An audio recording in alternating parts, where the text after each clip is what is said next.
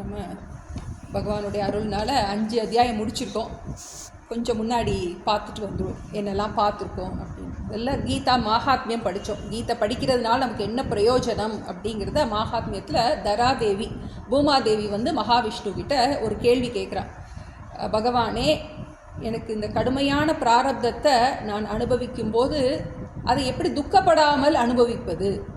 பிராரப்தம்ங்கிறது கண்டிப்பாக நம்மளுடைய பூர்வ ஜென்ம கர்மாவை நம்ம அனுபவித்துத்தான் தீர வேண்டும். அதில் என்ன பண்ண முடியாது, யாருக்குமே அதில் காம்ப்ரமைஸ் கிடையாது.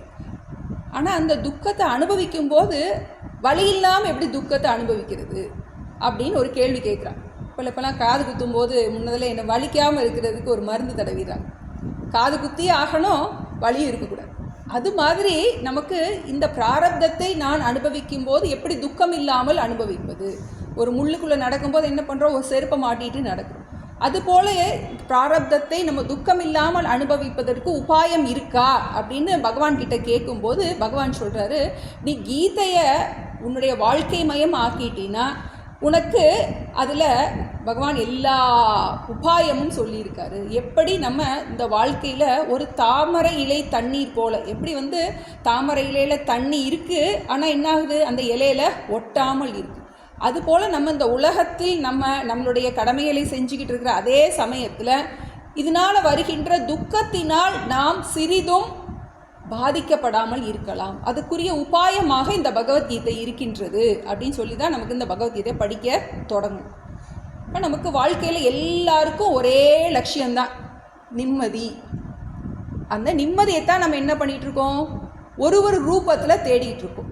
குழந்தைகள் மூலமாக நிம்மதி வந்துடுமா, பொருள்கள் மூலமாக வந்துடுமா, உலகத்தில் மற்ற உறவினர்கள் மூலமாக வருமா, நம்மளுடைய ஆரோக்கியத்தினால வருமா, பணத்தினால வருமா, பதவியினால் வருமா அப்படின்னு என்ன பண்ணுறோம், ஒரு காலகட்டத்திலையும் நமக்கு இது கிடச்சிட்டா நிம்மதி ஆயிடுமா, இந்த பிரச்சனை முடிஞ்சிட்டா நான் நிம்மதி ஆயிடுவேன்னு நினைப்போம். ஆனால் அடுத்த பிரச்சனை நமக்கு ரெடி ஆகிடும். அப்போ நம்ம வாழ்க்கையில் நிம்மதியை என்ன பண்ணிகிட்ருக்கோம், உலகத்திலேயே வெளியவே தேடிக்கிட்டு இருக்கோம், உறவுகளில், உடைமைகளில்.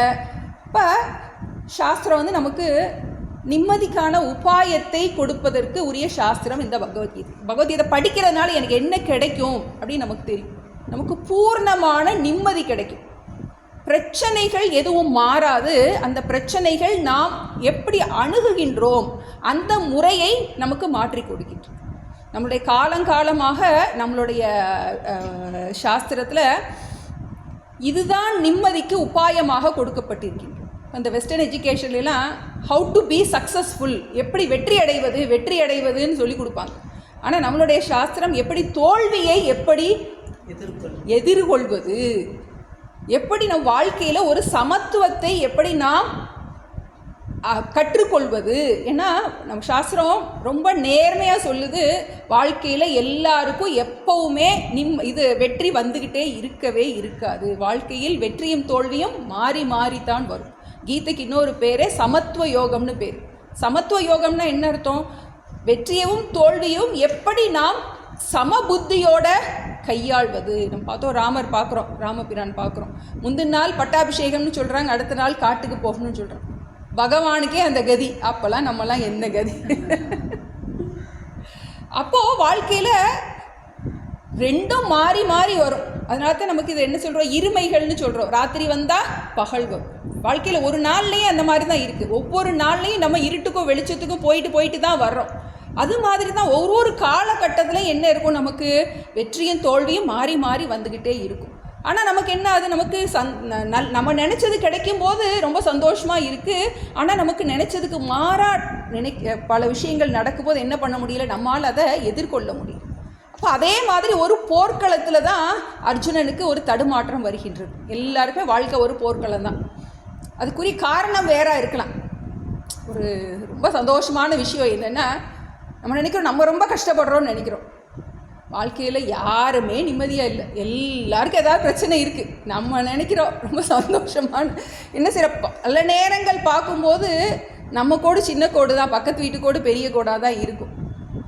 இப்போ இந்த ஞானத்தினால் மட்டும்தான் என்ன பண்ண முடியும், நம்மளால் மாறாத நிம்மதியை பெற முடியும்.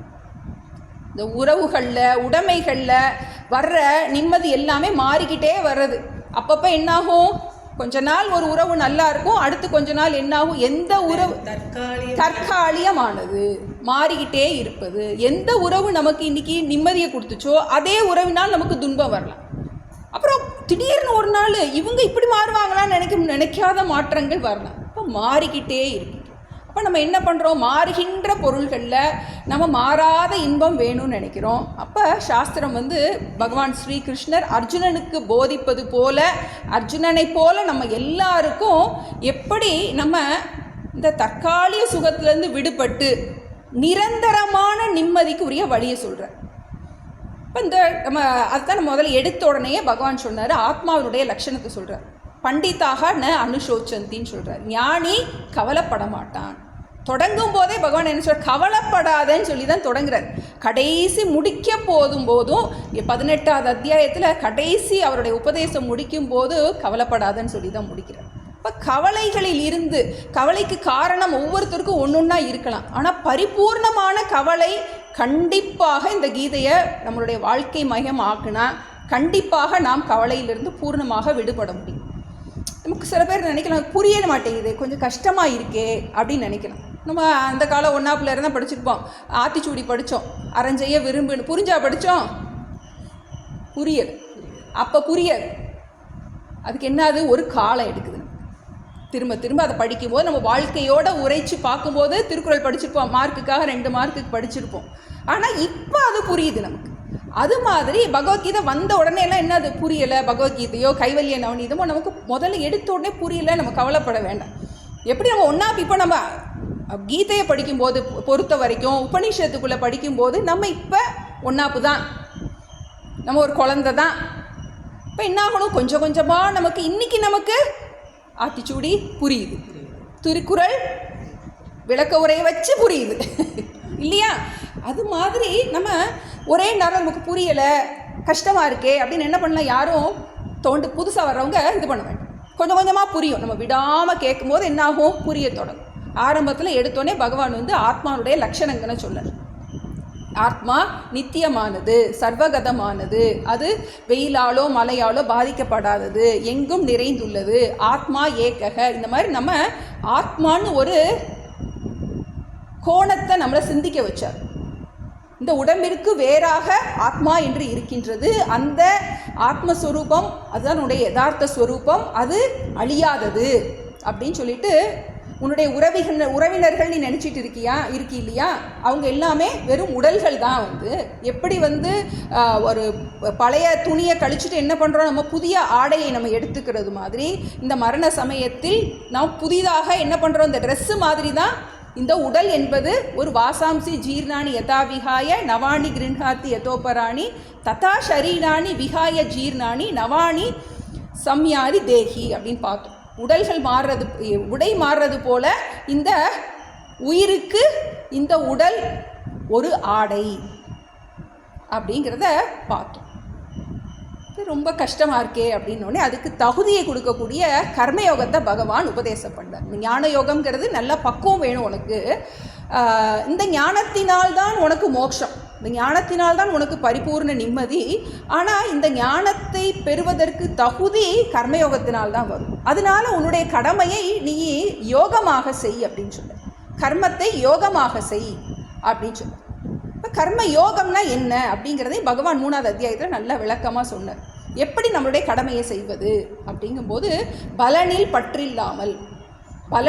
பற்றில்லாமல் ஈஸ்வர அர்ப்பண புத்தியோட, ஈஸ்வர பிரசாத புத்தியாக உன்னுடைய அந்த பலன் வரும்போது அதை பிரசாத புத்தியாக ஏற்றுக்கொள்வாயாக அப்படின்னு முக்கியமான விஷயத்தை நம்மளுடைய பாவனையை மாற்ற சொன்னார். ஒரு காரியம் பண்ணும்போது அதை இறைவனுக்காக அர்ப்பணம் பண்ணுவதாக நீ நினச்சிட்டு செய். இந்த காரியத்தின் மூலமாக உனக்கு என்ன கிடைக்கும்னு நினைக்காத, இந்த காரியத்தின் மூலமாக இது பிறருக்கு எப்படி இது பயன்படும் அப்படிங்கிற அந்த மனப்பான்மையை நீ வளர்த்து கொள்னர். ஈஸ்வர அர்ப்பண புத்தி, ஈஸ்வர பிரசாத புத்தி. பிரசாத புத்தினா நமக்கு வெற்றியோ தோல்வியோ ஏதோ வரலாம். நம்ம ஒரு காரியம் பண்ணும்போது நம்ம எவ்வளவோ திட்டம் போட்டு தான் பண்ணுவோம். ஆனாலும் என்னாகும், சில நேரம் அது வெற்றி கிடைக்கலாம், சில நேரம் தோல்வி கிடைக்கலாம். சில நேரம் நம்ம நினச்சதுக்கு மேலே வெற்றி கிடைக்கலாம், சில நேரம் நமக்கு நினச்சி பார்க்காத தோல்வி வரலாம். அப்போ அந்த சமயத்தில் இந்த வெற்றி தோல்வி நிர்ணயம் என்பது உன்னுடைய கையில் மட்டும் இல்லை. ஆனால் வாழ்க்கையில் நம்ம பார்க்குறோம், காஷ்மீர் போனாங்கன்னு பார்க்குறோம், அவங்க எவ்வளோ சந்தோஷமாக போயிருக்காங்க. கல்யாணம் பண்ணி ஒரு வாரத்தில் இந்த மாதிரி ஆகணும்னா இதுக்கு யாரை நம்ம குறை சொல்கிறது? இப்போ நம்ம கை மீறி பல விஷயங்கள் நமக்கு நடக்கிறதுக்கு வாய்ப்பு உண்டு, யாருக்குனாலும் எப்போனாலும் நடக்கலாம். அப்போ அதனால தான் நமக்கு முதல்ல பண்ணும்போதே இதை ஈஸ்வர அர்ப்பண புத்தியோடு பண்ணு. எந்த காரியத்தினாலும் என்ன பண்ணலாம், வெற்றியும் வரலாம் தோல்வியும் வரலாம். இப்போ உனக்கு லௌகிக வெற்றியை பற்றி நம்ம லௌகிக வெற்றியை பற்றியோ லௌகிக தோல்வியை பற்றியோ பகவான் இங்கே எடுத்துக்கவே இல்லை. இந்த ஒரு லௌகிகமாக நமக்கு மெட்டீரியல் சக்ஸஸ் நமக்கு சில நேரம் கிடைக்கலாம், கிடைக்காம இருக்கலாம். ஆனால் நமக்கு லௌகிகமாக நம்ம ஒரு இதில் தோற்று போயிட்டோம் அப்படின்னா நீ தோண்டு போயிடாதேங்கிறார் பகவான்.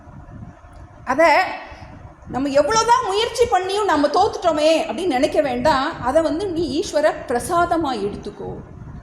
எப்படி கஷ்டத்தை எப்படி பிரசாதமாக எப்படி எடுத்துக்கிறது அப்படின்னா, நம்ம ஆஸ்பத்திரிக்கு போகிறோம், கசப்பு மருந்தை டாக்டர் கொடுக்குறாரு.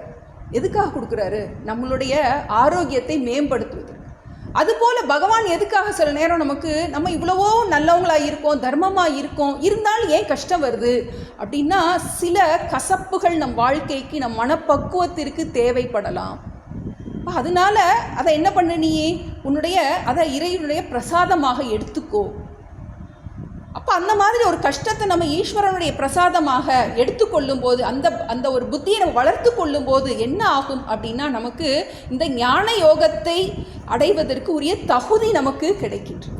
அப்போ நமக்கு ஒரு கேள்வி வரும், இப்போ கஷ்டம்னா என்ன, ஏதோ ஆத்மான்னு சொல்கிறாங்களே. அப்போ அந்த சமயத்தில் தான் நமக்கு இதுவரைக்கும் இருந்த பொருள் ஆசை, விஷய சுக ஆசை எல்லாம் என்னாகும், கொஞ்சம் கொஞ்சமாக என்னாகும், நமக்கு குறைய தொடங்கும். இது வரைக்கும் அர்த்த காமத்துக்கே நம்ம முக்கியம் கொடுத்துட்டு இருந்தேன்னா இப்போ போதும், இனிமேல் எனக்கு இந்த பிறவி எதுக்காக பிறந்திருக்கேன், இனிமேல் நான் பிறக்காமல் இருக்கிறதுக்கு என்ன பண்ணணும் அப்படிங்கிற அந்த கேள்விகள் வர தொடங்கும். லௌகிகமாக நம்மளை தோல்வியாக கூட இருக்கலாம், வாழ்க்கை தோல்வியாக கூட இருக்கலாம். ஆனால் நமக்கு அந்த ஒரு ஸ்பெஷல் புண்ணியம் உண்டாகின்றது. அதன் மூலமாக நமக்கு ஒரு தேடுதல் உண்டாகின்றது. தேடுதல் உண்டாவது மட்டும் இல்லாமல் நமக்கு ஒரு பக்குவம் வரும்போது நமக்கு இதை படிப்பதற்கு, இதை கற்றுக் கொடுப்பதற்கு ஒரு சந்தர்ப்பமும் அமையும். நமக்கு நம்ம பக்குவம் கூட நம்மளுடைய தகுதியை வளர்த்து கொள்ள என்னாகும்னா நம்மளுடைய குரு நமக்கே அமைவார். அதன் காரணமாக என்ன செய்கிறோம், நம்ம இந்த ஆத்ம ஞானத்தில் நம்மளால் என்ன பண்ண முடியும், இந்த விசாரத்துக்குள்ளே நம்மளால் ஈடுபட முடியும். இப்போ ஒரு சாதகன், ஒரு சாதாரணமாக இருந்தவன் கர்மயோகமாக தன்னுடைய வாழ்க்கையை அமைத்து கொள்ளும்போது அவனுக்கு என்ன கிடைக்கிது, ஞான யோகத்துக்குரிய யோகியதை வர தொடங்குகின்றது. அதான் நம்ம நிறைய பார்த்தோம். இந்த 5 அத்தியாயத்தில் நிறைய பகவான் கர்மயோகத்தை ஞான யோகத்தை மாறி மாறி சொன்னார். எப்படி கர்மத்தை நீ பலனில் பற்று இல்லாமல் ஈஸ்வர அர்ப்பண புத்தியோட பிரசாத புத்தியோட செஞ்சுக்கிட்டே இரு அப்படின்னு சொன்னார். அப்புறம் ஞான யோகத்தில் பார்க்கும்போது சிதப்பிரங்க லட்சணம் பார்த்தோம். ஒரு ஞானி எப்படியெல்லாம் இருப்பார் அப்படிங்கிறதுக்கு நிறைய உபாயங்கள் சொன்னார். 12 யஜ்ஞங்கள் சொல்லப்பட்டது. வாழ்க்கையில் நம்ம தினப்படி வாழ்க்கையில் நம்மளால் இயன்ற அளவுக்கு தானம் பண்ணு, தவம் பண்ணு, அளவுக்கு அதிகமாக புலன் இன்பத்தில் போகாத, தினம் சுவாத்தியாய யஜ்ஞம் சொல்லப்பட்டது. தினம் கொஞ்ச நேரம் கீதை படி. நம்ம முதல்ல எடுத்தோடனே சங்கல்பம் பண்ண ஒரு அரை மணி நேரம் வாழ்க்கையில் தினம் கீதைக்கு நம்ம கொடுக்க போகிறோம். ஒன்று பாராயணமாக இருக்கலாம், இல்லாட்டி திரும்ப திரும்ப பழைய கிளாஸையே திரும்ப திரும்ப கேட்குறது. இந்த மாதிரி ஒரு அரை மணி நேரம் நம்ம இதுக்குன்னு கொடுக்கறது. இப்போ இந்த மாதிரி நமக்கு பண்ண என்ன ஆகும், நமக்கு பக்குவம் கூட தொடங்கும். நமக்கு அடுத்து 5வது அத்தியாயத்தில் என்ன பார்த்துட்டு இருந்தோம், சந்நியாசத்துக்கும் இல்லறமா துறவரமாங்கிற கேள்வியை அர்ஜுனன் கேட்டான். இப்போ இந்த மோட்சம் எனக்கு வேணும்னு நினைக்கிறேன், அப்போ இந்த சன்னியாசிகளுக்கு மட்டும்தான் இந்த மோட்சமா, நாங்கள்லாம் இதுக்குள்ளே வந்துட்டோமே, எங்களுக்கெல்லாம் கதியே கிடையாதா அப்படின்னு ஒரு கேள்வி வருது. அப்போ பகவான் சொல்கிறாரு, இல்லறந்தான் பெரும்பான்மையோருக்கு சிறந்தது அப்படிங்கிற. அதில் என்ன கிடையாது, அங்கே உனக்கு நிறைய பக்குவம் கிடைக்கும். பக்குவம் இல்லாமல் துறவரத்துக்கு போனீன்னா அது ஆபத்து. இல்லறமானாலும் சரி துறவரமானாலும் சரி, யாருக்கு லட்சியம் மோட்சமாக இருக்கோ அவங்களுக்கு கண்டிப்பாக அது கிடைக்கும் அப்படிங்கிறத பகவான் உறுதி சொன்னாருன்னு பார்த்தோம். முடிக்கும்போது இதை எப்படி தியானம் பண்ணுறதுங்கிறதுக்கு கொண்டு வந்தார். அந்த இப்போ நம்ம படிக்க போகிறது 6வது அத்தியாயம் தியான யோகம். இந்த தியான யோகத்துக்கு முகவுரையாக சில விஷயங்கள் சொன்னாருன்னு பார்த்தோம். வெளி விஷயங்களை வெளியவே விட்டுரு, எப்படி தியானம் பண்ணுறது, மனசுக்குள்ளே உலக விஷயங்களை கொண்டு வராமல் இந்த தியானத்துக்கு முகவுரையாக பிராணனை சீர் பண்ணுவது, எண்ணங்களை சீர் பண்ணுவது அப்படிங்கிறத சொன்னார். போன கிளாஸில் அதான் பார்த்தோம். முடிச்சுட்டு இப்போ 6வது அத்தியாயம் முழுமையாக தியானத்தை பற்றியே பேச போகிறாரு. இது நமக்கு தியானத்தை பற்றி கொஞ்சம் ரொம்ப முகவுரையாக, தியானம்னா என்ன, ஏன்னா எல்லாருக்குமே தியானம் பண்ணணுங்கிற ஒரு ஆசை இருக்கும், தியானம் பண்ணணும். இப்போ தியான யோகத்தில் முதல்ல கொஞ்சம் முகவுரையாக அதை பற்றி நம்ம தெரிஞ்சுக்கணும். இப்போ தியானம் அப்படின்னா என்னென்னா, அது ஒரு மானச வியாபாரம்னு சொல்லுவோம். மானச வியாபாரம்னா மனதில் செய்யப்படுகின்ற ஒரு கிரியை, ஒரு கர்மா. எப்படி யோகாசனம் பண்ணுறோம், யோகாசனம் எதுக்காக பண்ணுறோம்? பாடி ஃபிட்னஸ், என் உடம்பு ஃபிட்டாக இருக்கணும், ஆரோக்கியமாக இருக்கணும், உடல் ஆரோக்கியமாக இருக்கணும் அப்படிங்கிறதுக்காக என்ன பண்ணுறோம்? யோகாசனம் பண்ணுறோம், ஆசனங்கள் பண்ணுறோம். அதே போல் இது தியானம்ங்கிறது மனப்பயிற்சி. என்னுடைய மனம் ஆரோக்கியமாக இருக்கணும் அப்படிங்கிறதுக்காக செய்கின்ற, மனதினால் செய்யப்படுகின்ற ஒரு கிரியை. இந்த தியானம் பண்ணுறோம் அப்படின்னா, இப்போ நமக்கு ஒரு செடி வைக்கிறோம், வைக்க போகிறோம், ஒரு மரம் வைக்கிறோம்னு நினைக்கிறோம். என்ன பண்ணணும்? முதல்ல எந்த இடங்கிறத செலக்ட் பண்ணணும். செலக்ட் பண்ணி என்ன பண்ணணும்? அதை அந்த இடத்த தயார் பண்ணணும். கல் முள்ளு பாறையிலலாம் என்ன பண்ண முடியாது, வைக்க முடியாது. அப்போ என்ன பண்ணணும்? அதுக்குரிய நிலம் தயாராக இருக்கணும். அதை என்ன பண்ணணும்? அது ப்ரிப்பேர் பண்ணி கொஞ்ச நாள் ஆற போடணும், அதுக்கு குழி வெட்டணும். இப்போ அதுபோல் இந்த மனம்ங்கிற அந்த நிலத்தில் நம்ம என்ன பண்ண போகிறோம்? நம்ம தியானம் பண்ண போகிறோம். இதை வச்சு தான் என்ன பண்ணணும்? தியானம் பண்ணணும். அப்போ நமக்கு இந்த மனதிற்கு சில பயிற்சிகள் தேவை, பக்குவம் தேவை. நமக்கு ஒரு 8 தலைப்புகளில் இந்த அத்தியாயம் இருக்க போகுது. இதில் என்னெல்லாம் சொல்ல போகிறாருன்னா, தியானத்துக்குரிய பகிரங்க சாதனம். பகிரங்க சாதனம்னா சாமானிய தகுதி. தியானம் பண்ணணும்னா நமக்கு சாமானிய தகுதி. இப்போ நமக்கு 1/4 மணி நேரம் தியானம் பண்ணணும் அப்படின்னா, நம்மளுடைய 23.25 மணி நேரம் வாழ்க்கை ஒழுங்காக இருக்கும்.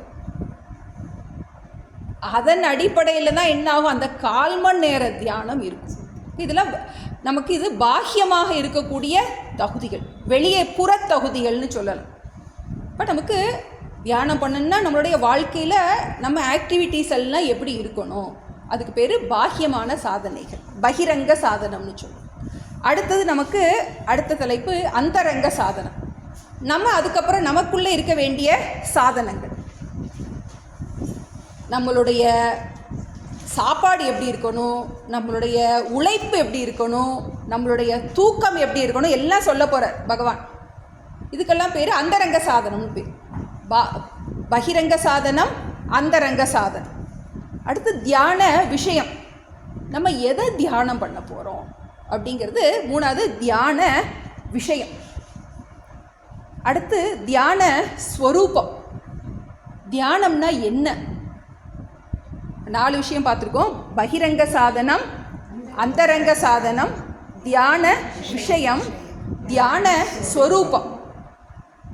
அடுத்தது தியான பிரயோஜனம். தியானம் பண்ணால் எனக்கு என்ன கிடைக்கும், தியானத்தின் பிரயோஜனம். 6வது தியானத்தினால் வரும் தடைகள். இந்த தியானத்துக்கு என்னெல்லாம் தடை? நானும் தியானம் பண்ணணும்னு பார்க்குறேன், ஆனால் தியானம் பண்ணவே மாட்டேங்கிறேனே. ஏன்னா தியானத்திற்கு தடைகள், அதன் தீர்வு. என்னெல்லாம் நமக்கு தடை உண்டாகும், அந்த தடைகளை எப்படி நீக்குவது. 7வது இந்த தியானம் கைகூடவில்லை அப்படின்னா, அதை வெற்றி பெறாதவன், எனக்கு இந்த ஜென்மாவில் எனக்கு தியானமே வரலையே அப்படின்னா அவனுடைய கதி என்ன அப்படின்னு பகவான் சொல்ல போகிறார். நானும் முயற்சி பண்ணி பார்க்குறேன், எனக்கு தியானம் வரலையே அப்படின்னு நம்ம கைவிட்டுறக்கூடாது. அதுக்காக அது அப்படிப்பட்டவனுடைய கதி என்ன. 8வது தியானத்தின் ஸ்துதி, தியானத்தின் பெருமை. 8 விஷயத்தை சொல்ல போகிறார். பகிரங்க சாதனம், அந்தரங்க சாதனம், தியான விஷயம், தியான ஸ்வரூபம், தியானத்தின் பிரயோஜனம், தியானத்தினால் வரும் தடைகளும் தீர்வு, அடுத்து தியானத்தில் வெற்றி பெறாதவனுடைய கதி, 8வது தியான ஸ்துதி. இந்த 8 தலைப்புகளுக்கு விதமாக தான் இந்த அத்தியாயம் இருக்க போகுது. வரிசையாக இப்படி கொடுக்க போகிறதில்ல பகவான். இந்த 8 தலைப்புலையும் கொஞ்சம் கொஞ்சம் ஸ்லோகம் இருக்குது. நீங்கள் என்ன பண்ணலாம், அதை அரேஞ்ச் பண்ணிக்கிடணும். அப்பப்போ இதை வந்து எதில் போடுறது, இது தியான ஸ்வரூபமா, இது அந்தரங்க சாதனமா, இது தியானத்தின் பிரயோஜனமா, அப்படி ரேண்டமாக சொல்லியிருக்கார். சிதறலாக இருக்குது இந்த கருத்துக்கள். இந்த 8 தலைப்புகளுக்கு இடையில் இந்த ஸ்லோகங்கள் எல்லாம் அமைஞ்சிருக்கு. இதை நம்ம கொஞ்சம் கொஞ்சமாக நம்ம அரேஞ்ச் பண்ணிக்கலாம். இப்போ தியானம் அப்படின்னா நமக்கு மனசில் பலவிதமான பலகீனங்கள் இருக்குது. ஏன்னா மனசை வச்சு தான் நம்ம தியானம் பண்ண போகிறோம். இப்போ இந்த தியானத்துக்கு நமக்கு சில வழிமுறைகள் இருக்குது. வழிகாட்டல் தியானம்னு சொல்கிறோம், கைடட் மெடிடேஷன்னு சொல்கிறோம். இப்போ பொதுவாக நம்ம பயன்படுத்துகிற ஒரு ஸ்டெப் இருக்குது. அதில் நமக்கு 5 விதமான ஸ்டெப்பு வரிசையாக படிப்படியாக நம்ம சொல்லுவோம். முதல்ல எடுத்தோடனே நம்ம தியானம் பண்ணி கண்ணை மூடி உட்காருவோம். தியானம் பண்ணவே முடியாது. எப்படி இன்றைக்கி ஒரு பெரிய குழி தோண்டி ஒரு செடி நட்டிட்டோம், இது ஒரு விதையை போட்டு நல்லா தண்ணி ஊற்றிட்டோம். அடுத்த நாள் போய் மரம் வந்துருச்சான்னு போய் பார்த்தோம்னா எப்படி இருக்கும், அது முட்டாள்தான். அதே மாதிரி எப்படி ஒரு மரம் வைக்கிறதுக்கு எவ்வளோ மெனக்கெடுறோம், அதே மாதிரி தான் தியானங்கிறது ஒரு நாள் ப்ராசஸ் எல்லாம் கிடையாது. இப்போ நம்ம முதல்ல மனசுனால தான் தியானம் பண்ண போகிறோம். ஆனால் ஃபஸ்ட்டு அதுக்கு இந்த உடலுடைய சகாயம் தேவை. முதல்ல என்ன பண்ணணும், நமக்கு உடம்பு முதல்ல ஒத்துழைக்கணும் ஃபஸ்ட்டு. இப்போ அதனால் என்ன பண்ணணும், நமக்கு முதல்ல தியானத்தில் உட்கார்ந்து பழகணும். ஒரு 1/4 மணி நேரமாவது என்ன பண்ணணும், கை காலை அசைக்காமல் ஃபஸ்ட்டு உட்கார்ந்து பழகணும். அதுக்கே என்ன ஆகும், ஒரு 6 மாதம். தியானம்லாம் வந்து எப்படி இன்றைக்கி ஒரு நாள் பண்ணிவிட்டு 4 நாள் கழித்து பண்ணிவிட்டு அப்புறம் 10 நாள் கழித்து பண்ணிவிட்டு அதெல்லாம் பண்ண முடியாது. தியானம் ஒன்று பண்ணணும் அப்படின்னு நினச்சிட்டோம் அப்படின்னா நமக்கு ரெகுலராக பண்ணணும். எப்படி நம்ம தினம் குளிக்கிறோமோ, தினம் சாப்பிட்றோமோ, அந்த டைமுக்கு என்ன பண்ணுறோம் அதெல்லாம் பண்ணுறோமோ, அதுபோல் என்ன பண்ணுறோம், காலையில் தியானம் பண்ணணும் அப்படின்னா ஒரு டைம் ஃபிக்ஸ் பண்ணிக்கிடணும். ஒரு இடம் ஃபிக்ஸ் பண்ணிக்கிடணும். நம்ம உட்காந்து கால் மடக்கி தான் பண்ணணும்லாம் கிடையாது. வயசான காலத்தில் இனிமேல் என்னத்த தியானமெல்லாம் என்னால் பண்ண முடியும், கை காலே வலிக்கு, ஒரு சேரில் உட்காந்துக்கலாம், நம்ம கம்ஃபர்டபுளாக உட்காந்துக்கலாம். சாஸ்திரம் அதெல்லாம் ஒன்றும் சொல்லலை. இப்போ நம்ம என்ன பண்ணுறோம், ஒரு இடத்துல உட்காந்து பழகிறோம். ஒரு 1/4 மணி நேரமாவது கை கால் ஆட்டாமல் இருக்கும். முதல்ல பழக வேண்டியது ரிலாக்ஸேஷன் மெடிடேஷன் சொல்லுவோம். நம்ம உடம்பு என்ன பண்ணணும், நம்ம ஸ்டிஃபாக இருக்கும் நம்ம பாடி.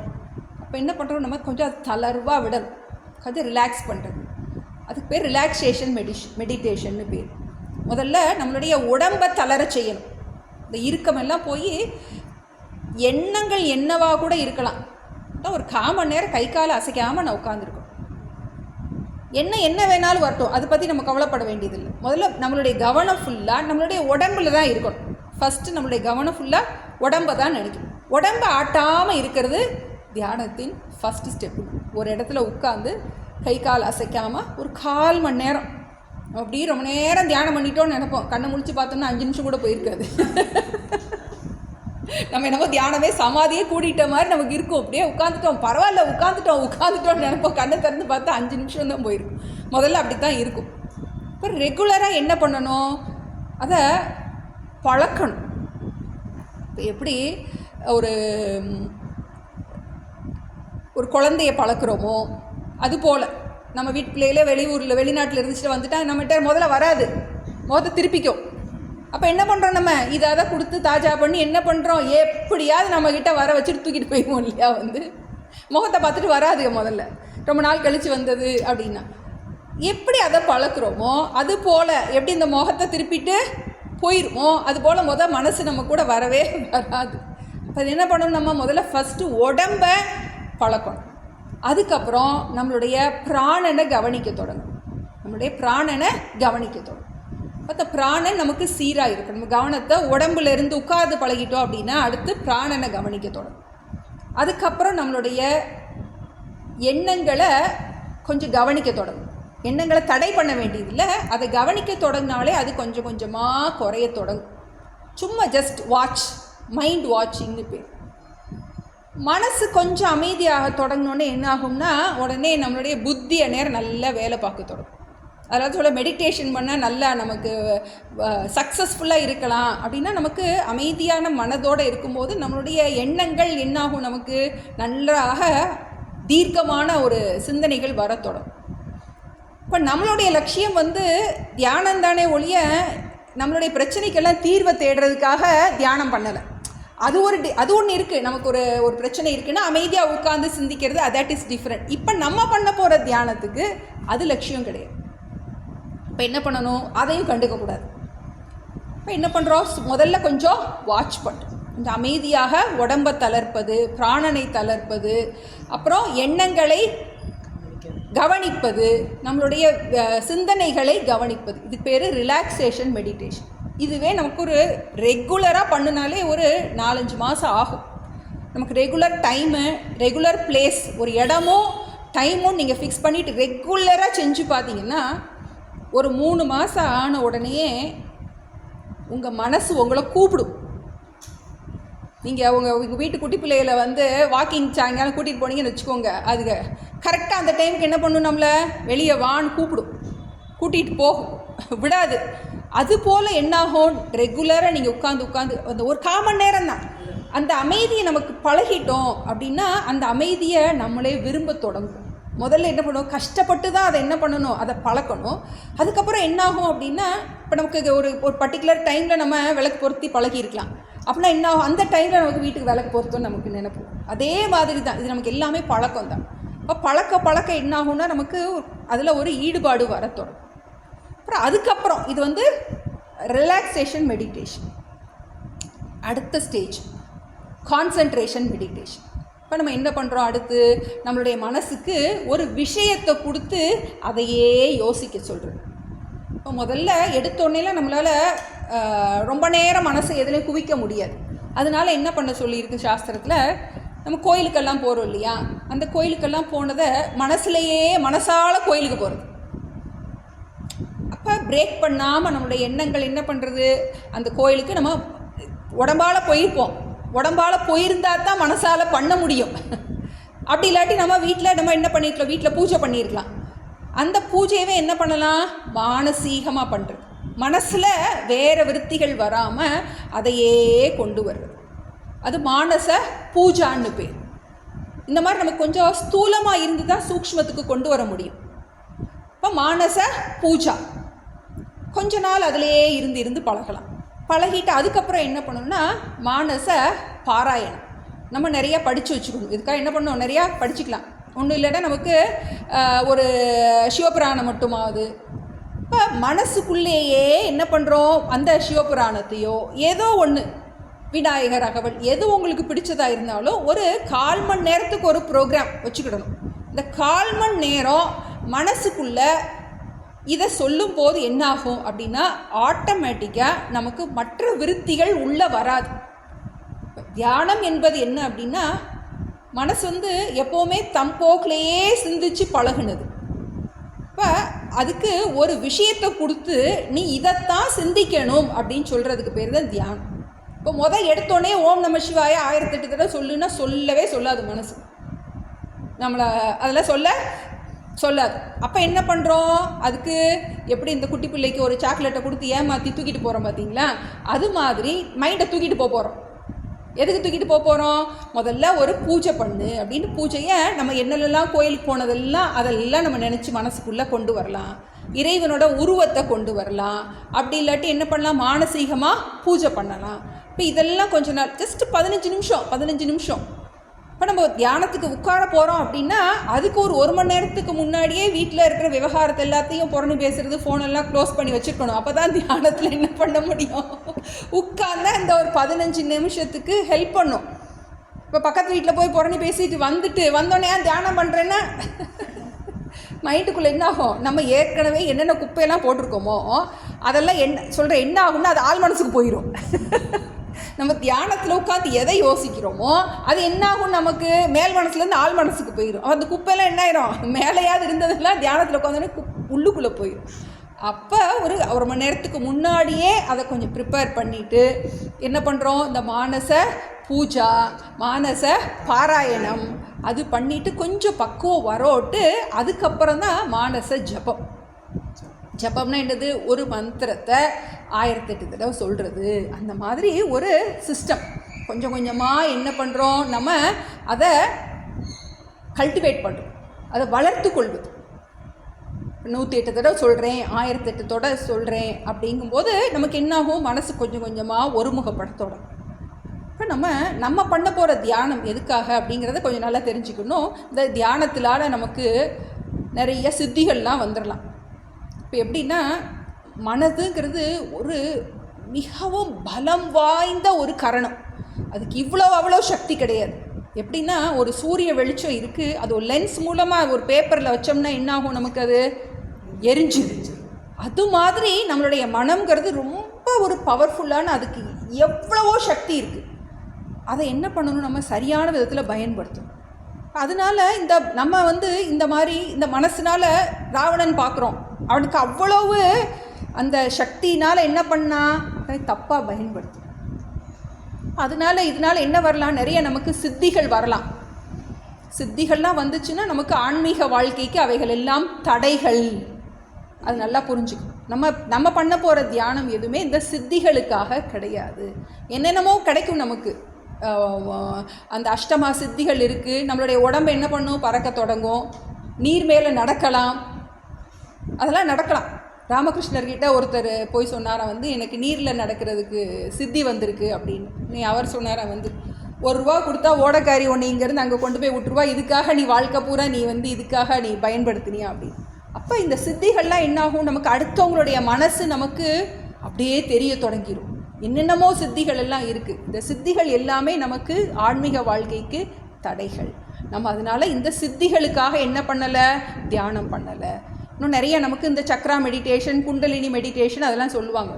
நம்ம அதுக்காகலாம் இந்த தியானத்தை பழகவில்லை. இது நமக்கு 2வது தியானம் என்னது, கான்சன்ட்ரேஷன் மெடிடேஷன், நம்மளுடைய மனதை ஒருமுகப்படுத்துவது. 3வது தியானம் என்ன அப்படின்னா, எக்ஸ்பேன்ஷன் மெடிடேஷன் சொல்லுவோம். விஸ்வரூப தியானம், நம்மளுடைய மனசை நன்றாக விரிவுபடுத்துவது. பின்னாடி பகவான் அதெல்லாம் சொல்ல போகிறார். நம்ம எவ்வளவுதான் நமக்கு இந்த தியானத்தில் நமக்கு முன்னேறிட்டு வந்தாலும் நமக்கு மனதிற்கு ஒரு பண்பட்ட மனமாக இருக்கணும். அப்படி இல்லை, பண்பட்ட மனமாக இல்லை அப்படின்னா இந்த தியானம் நம்ம தவறான முறைக்கு நம்ம பயன்படுத்திடும். அதுக்காக என்ன பண்ணுறோம், நம்ம இந்த தியானத்தில் 3வது விதமாக என்ன இருக்குன்னா, எல்லாவற்றையும் இறைவனாக பார்த்து தியானம் பண்ணுவது. முதல்ல என்ன பண்ணோம், நமக்கு இறைவனுக்கு ஒரு உருவத்தை கொடுத்து தியானம் பண்ணோம். இப்போ என்ன பண்ணுறோம், அடுத்து எல்லாரையும் இறைவனாக பார்த்து தியானம் பண்ணுவது. இதில் நோக்கு கிருஷ்ணர் சொல்ல போகிறார், விஸ்வரூப தரிசனத்துலலாம் சொல்ல போகிறாரு, இறைவனே எல்லாமாக இருக்கின்றான் அப்படின்னு தியானம் பண்ணுறது. அதுக்கு பேர் விஸ்வரூப தியானம்னு பேர். 4வது ஒரு தியானம் இருக்குது, அது குண தியானம். நம்ம நிறைய நல்ல குணங்கள் எல்லாம் தியானம் பண்ணுறது. ஏன்னா நமக்கு என்னதான் நம்ம சாஸ்திரம் படிச்சுட்டு இருந்தால் கூட நமக்கு நற்குணங்கள் ரொம்ப அவசியம். அந்த குணங்கள் இல்லை அப்படின்னா குணம் கெட்டவேன்னு சொல்லுவாங்க. அதுவும் சாஸ்திரம்னா நம்ம அதுவும் என்னைக்கு கீதை கிளாஸ்க்கெலாம் வந்துட்டோம் அப்படின்னா நம்ம வீட்டில் இருக்கவங்களாம் சுற்றி பார்த்துட்டே இருப்பாங்க. ஏதாவது ஒன்று தப்பு பண்ணிட்டோம் அப்படின்னா இவங்கெல்லாம் கீதை கிளாஸ்க்கெல்லாம் போகிறாங்களாம் அப்படின்னு என்ன பண்ணுவாங்க, நமக்கு நிறைய ரெஸ்பான்சிபிலிட்டி. ஒரு கீதை படிக்கிறோம் அப்படின்னா நம்ம ரொம்ப இதுக்கு முன்னாடி கூட எப்படினாலும் பேசலாம், என்னன்னாலும் பண்ணியிருக்கலாம். ஆனால் இனிமேல் நம்மளுக்கு அந்த சாய்ஸே கிடையாது. நம்ம அவ்வளோ கவனமாக நம்ம குணங்கள் எல்லாம் நமக்கு தேவை. அப்போ அது குண தியானம். இதெல்லாமே நமக்கு ஆரம்பத்தில் இருக்க வேண்டிய தியானம். இந்த தியானங்கள் எல்லாம் ஓரளவுக்கு நம்ம பண்ணும்போது தான் என்ன ஆகும்னா, இந்த ஞான யோகத்துக்கு வர்றதுக்கு உரிய யோக்கியதையை கொடுக்கும். இந்த தியானங்கள் எல்லாம் நமக்கு கொஞ்சம் பண்ணியிருந்தோம் அப்படின்னா நமக்கு இந்த சாஸ்திரம் படிக்கும்போது நமக்கு புரிய தொடங்கும். இதெல்லாம் கொஞ்சம் நமக்கு புரிய தொடங்கும். அதுக்கப்புறம் இப்போ கிருஷ்ணர் இதில் நமக்கு சொல்ல போகிறது 5வது விதமான தியானம். இந்த முதல் 4 பேர் உபாசனைன்னு பேர். இப்போ நம்ம இதில் பண்ண போகிறது நிதித்தியாசனம்னு பேர். கொஞ்சம் டஃப்பான புது பெயராக இருக்குன்னா, முதல் நாளும் நமக்கு உபாசனைகள். இது நமக்கு எப்படி இந்த படித்த விஷயத்தை தியானம் பண்ணுறது. ஏன்னா நமக்கு புரியுது, எல்லாம் கீதை புரிகிறது மாதிரி தான் இருக்குது. ஆனால் இன்னும் எனக்கு நான் பழசு மாதிரியே இருக்கனே, இன்னும் நான் கவலைப்பட்டுட்டே தான் இருக்கனே அப்படின்னா அதுக்கு இந்த படித்த விஷயங்கள் எப்படி நமக்கு ஆழ் மனசில் பதிகிறதுக்கு உரிய உபாயத்தை கிருஷ்ணர் இதில் சொல்ல போகிறார். இப்போ இதில் நம்ம படிக்க போகிறது 5வது தியானம், அந்த நிதித்தியாசன தியானம். இப்போ மற்ற தியானம் எல்லாம் நீங்கள் வீட்டில் கொஞ்சம் நமக்கு ஒரு டிப்ஸ் கொடுத்தாச்சு. கொஞ்சம் நேரம் என்ன பண்ணலாம், நீங்கள் பழக என்னாகும், மனசுக்கு இந்த சூக்ஷ்ம விஷயத்தை கிரகிக்கக்கூடிய ஆற்றல் உண்டாகும். இப்போ நமக்கு கிருஷ்ணர் இதில் சொல்ல போகிறது இந்த 5வது வேதாந்திக் தியானம். அதை பற்றி தான் நமக்கு சொல்ல போகிறார். நம்ம தொடங்கிடுவோம், இது தொடங்கிடுவோம். அத ஷஷ்டோத்யாயः தியான யோகः. ஸ்ரீ பகவானுவாச்ச அநாஸ்ரிதः கர்ம பலம் காரியம் கர்ம கரோதி யः ச சந்நியாசி ச யோகி ச ந நிரக்னிர்ன சாக்ரியः. ஸ்ரீ பகவானுவாச்ச அநாஸ்ரிதः கர்ம பலம் காரியம் கர்ம கரோதி யः ச சந்நியாசி ச யோகி ச ந நிரக்னிர்ன சாக்ரியः. முதல்ல இதில் எடுத்தோடனே பகவான் இந்த பகிரங்க சாதனம்னு ஒன்று பார்த்தோம் இல்லையா, நமக்கு சாமானிய சாதனம் தகுதி தியானத்துக்குரிய பகிரங்க சாதனம் இருக்கக்கூடிய முதல் 2 ஸ்லோகத்தில் அதான் சொல்கிறார். நமக்கு இருக்க வேண்டிய குவாலிஃபிகேஷன், இந்த தியானம் பண்ணணும் அப்படின்னா ஃபஸ்ட்டு குவாலிஃபிகேஷன் என்ன சொல்கிறேன், நீ கர்மயோகம் பண்ணியிருக்கணுன்ட்டு. முதல்ல எடுத்த உடனே கர்மயோகம் பண்ணியிருந்தால் தான் இந்த தியானமே நீ பண்ண முடியும். இப்போ கர்மயோகம்னா என்ன, ஏற்கனவே டக்குன்னு தெரியும் நமக்கு. ஈஸ்வர அர்ப்பண புத்தி, ஈஸ்வர பிரசாத புத்தி பார்த்தோம். பிரயத்தனா, பிரார்த்தனா, பிரசாத புத்தி 3 பார்த்தோம்.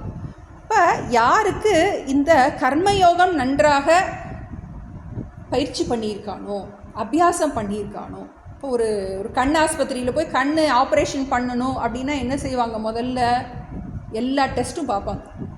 பிபி இருக்கா, சுகர் இருக்கா, எல்லாம் என்ன பண்ணுவோம், குவாலிஃபிகேஷன் எல்லாம் இருந்தால் தான் என்ன பண்ணுவாங்க, ஆப்ரேஷன் பண்ணுவாங்க.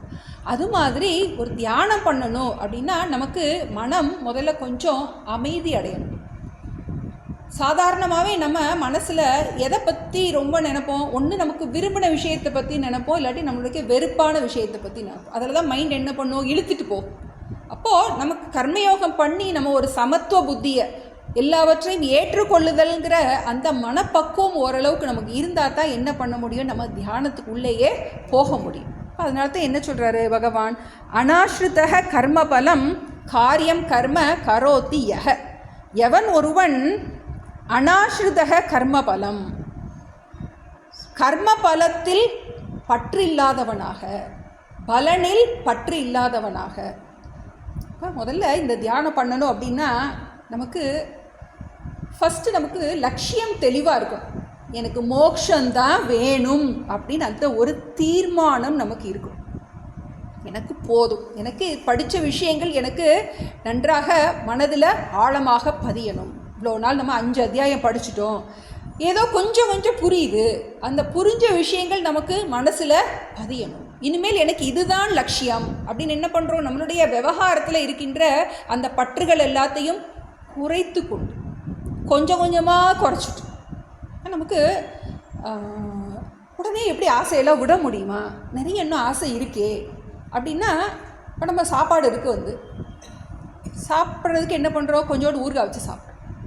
சாப்பாடு எவ்வளோ இருக்கணும், ஊறுகாய் எவ்வளோ இருக்கணும், நமக்கு ஊறுகாய் இவ்வளோ ஊறுகாய் வச்சுட்டு இவ்வளோண்டு சாப்பாடு சாப்பிடுவோமா.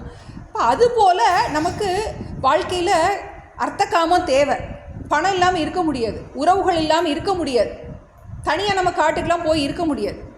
அப்போ உறவுகளுக்காக நமக்காக உறவுகளா என்ன பண்ணுறோம், நம்ம அதை கொஞ்சம் பிரித்து பார்க்கணும். பணத்துக்காக நம்மளா, நமக்காக பணமா. இப்போ நம்ம என்ன பண்ணுறோம், அறம்பொருள் இன்பத்தில் கொஞ்சம் எல்லாத்தையும் அளவை குறைச்சிக்கிட்டு அதில் நாம் எவ்வளோ சார்ந்திருக்கோமோ அதுக்கு அடிமையாகாமல் என்ன பண்ணுறோம், எனக்கு இனிமேல் மோட்சந்தான் லட்சியம் அப்படின்னு என்ன பண்ணுறோம், எல்லாத்துக்கும் மற்றதுக்கெல்லாம் ப்ரையாரிட்டியை குறைச்சிக்கிட்டு காரியம் கர்ம கரோத்தியக, செய்ய வேண்டிய காரியத்தை யார் செய்கின்றானோ, ஏற்கனவே இதில் படிப்போம், உப்பரத்தையும் படிப்போம், விடல் என்ன பண்ணுற, பொறுப்புகள் எல்லாத்தையும் குறைச்சிக்கும். தேவைக்கு அதிகமாக என்ன பண்ணுறதில்ல, விவகாரங்களை இழுத்து போடுறது கிடையாது. ஏன்னா நமக்கு இந்த பிறவி எதுக்காக, மோட்சத்தை அடைவதற்காக. அப்போ அதன் காரணமாக என்ன பண்ணுறோம், நமக்கு இதுதான் லட்சியம்னு நிர்ணயம் பண்ணிட்டு மற்ற புலன் விஷயங்களுக்கு அடிமையாகாமல், அதுக்காக என்ன பண்ணவில்லை, எல்லாத்தையும் விட்டுட்டு போக வேண்டியதில்லை. நமக்கு எல்லாத்தையும் அளவாக ரொம்ப அளவுக்கு மீறி என்ன பண்ணுறோம் அதுக்குள்ளே தேவையில்லை. ஏன்னா நமக்கு பொருள் சம்பாதிக்கிறது அதெல்லாம் தாண்டி வந்தாச்சு. இப்போ நமக்கு லட்சியம் என்ன? மோட்சம். இப்போ நம்மளுடைய கடைசி காலத்தை என்ன பண்ணணும், நமக்கு இந்த சரீரம் நமக்கு கொடுக்கப்பட்டிருக்கு. இந்த சரீரம் எதுக்காக கொடுக்கப்பட்டிருக்கு? எல்லாம் பொறுப்புகளெல்லாம் முடிச்சாச்சு. பொறுப்புகள் எல்லாத்தையும் என்ன பண்ணிட்டோம், ஹேண்ட் ஓவர் பண்ணியாச்சு. பண்ணிட்டு இப்போ என்ன பண்ணுறோம், நமக்கு இப்போ இருக்கிற ஒரே பொறுப்பு என்ன, இதை நமக்கு நன்றாக மனதில் பதிய வைக்கும். அப்போ அதனால் என்ன பண்ணுறோம், மற்ற விஷயத்துக்கு கொடுக்கின்ற முக்கியத்துவம் எல்லாத்தையும் குறைச்சிட்டு பலனில் பற்றில்லாமல் சுயநலம் இல்லாமல் என்ன பண்ணுறோம், காரியம் கர்ம கரோத்தி யக, யார் ஒருவன் இவ்வாறு தன்னுடைய கடமைகள் செய்கின்றானோ சக சந்நியாசி, அவனே சந்நியாசி அப்படிங்கிறார். ஏற்கனவே போன அத்தியாயத்தில் பார்த்ததே திரும்ப சொல்கிறார். நீ விட்டுட்டுலாம் போக வேண்டியதே இல்லை, இப்போவே நீ சந்நியாசி தான். சந்நியாசி என்ன, நீ எதுக்கு விட்டுட்டு போகணும், தேவையில்லை. இப்போவே நீ சந்நியாசி.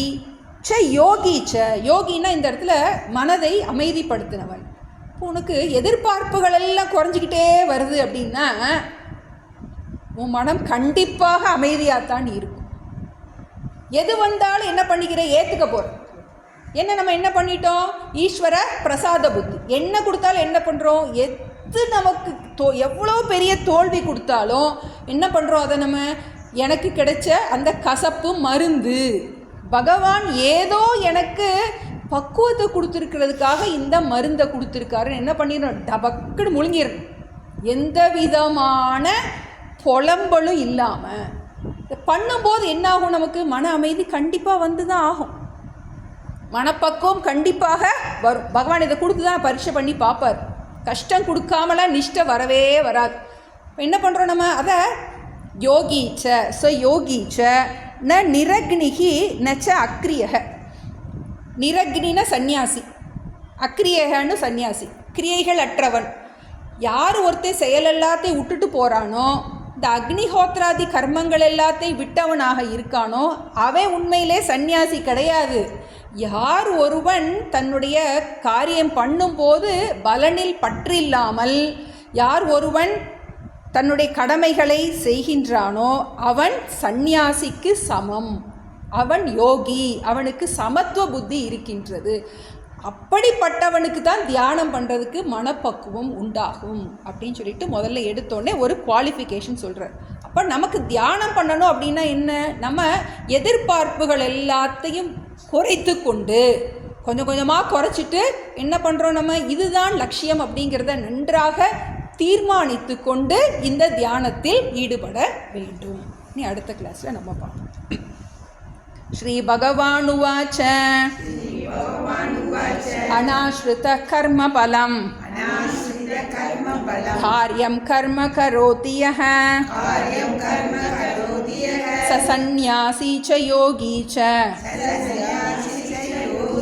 ந நிரக்னிர்ன சாக்ரியஹ. ஓம் பிரபன்ன பாரிஜாதாய தோத்ரவேத்ரே கபாணயே ஞானமுத்ராய கிருஷ்ணாய கீதாமிருததுஹே நமः. ஓம் சர்வே பவந்து சுகினः, சர்வே சந்து நிராமயாः, சர்வே பத்ராணி பஷ்யந்து, மா கஷ்சித் துக்கபாக் பவேத். ஓம் சாந்தி சாந்தி சாந்திः. ஹரிஹி ஓம் ஸ்ரீ குருப்யோ நமः. ஹரிஹி ஓம். சர்வம் கிருஷ்ணார்ப்பணமஸ்து.